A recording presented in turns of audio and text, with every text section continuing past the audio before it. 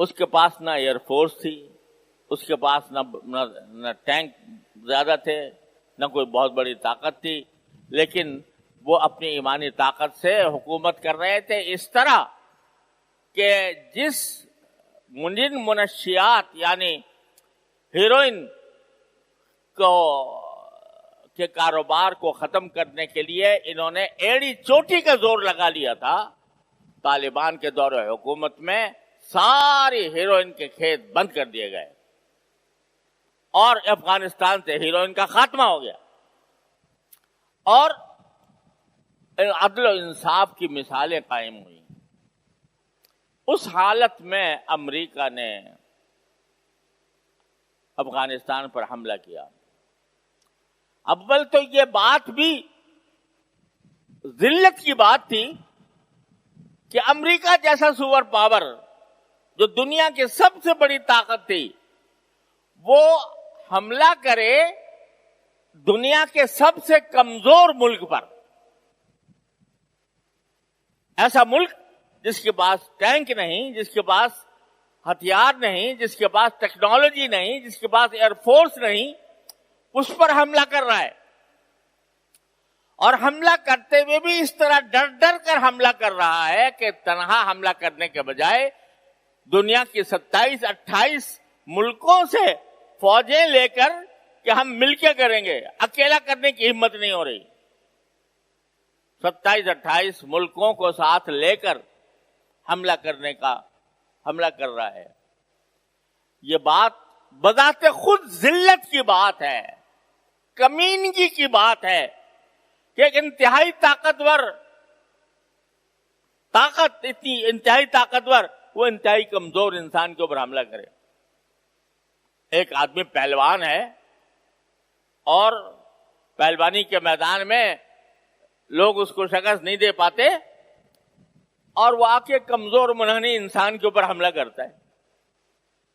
تو اس کا یہ حملہ کرنا ہی بذات خود ایک ذلالت کی بات ہے۔ ارے بھائی، اگر مقابلہ کرنا ہے تو اپنے جیسے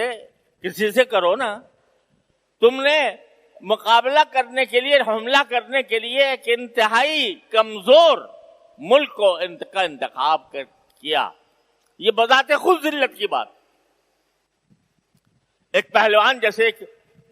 منحنی انسان کے اوپر، کمزور انسان کے اوپر حملہ آور ہو جائے تو یہ پہلوان کی شان کے بھی خلاف، اس کی عزت کے بھی خلاف ذلت ہی ذلت ہے، لیکن اس نے اس ذلت کا اقدام کیا اور اس کے نتیجے میں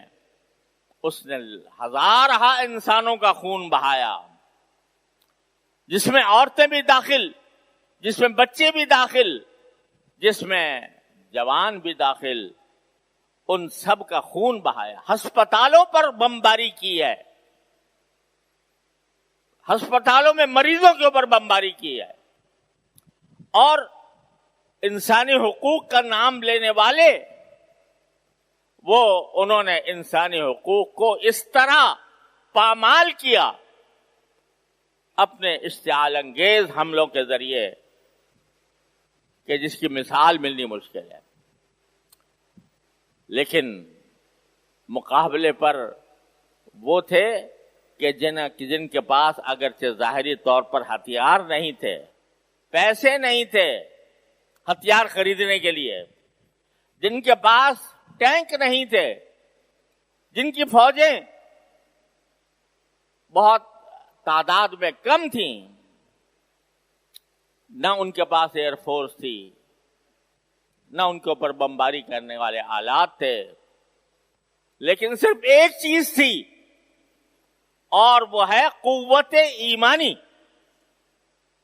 اس قوت ایمانی کے ذریعے 20 سال تک دنیا دیکھتی رہی کہ انہوں نے ان سپر طاقتوں کا مقابلہ کیا، یہاں تک کہ آخر میں ہزارہ ارب روپیہ ڈالر خرچ کرنے کے بعد امریکہ کو ہوش آیا کہ میں کس قوم سے جا کر ٹکرا گیا ہوں اور کس قوم سے میں نے اپنی دشمنی ٹھان لی ہے۔ میں ہزارہ ارب یہاں پر لٹا چکا ہوں اور اپنے ہزاروں فوجی مروا چکا ہوں، لیکن میں اب تک کامیابی کی شکل نہیں دیکھ پا رہا، لہذا اس نے ہتھیار ڈال دیے اور امن کا معاہدہ کر لیا کہ اب ہم یہاں سے نکل جائیں گے،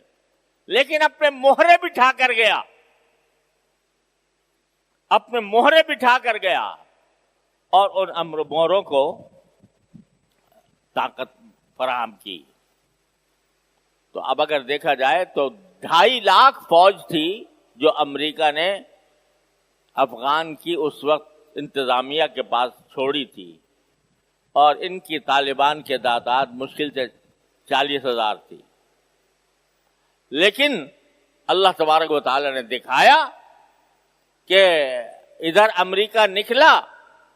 اور ادھر افغانستان کے عوام نے ان کے لیے اپنے شہروں کے دروازے کھول دیے، اور جو افغان فوجی تھے انہوں نے ہتھیار ڈالے،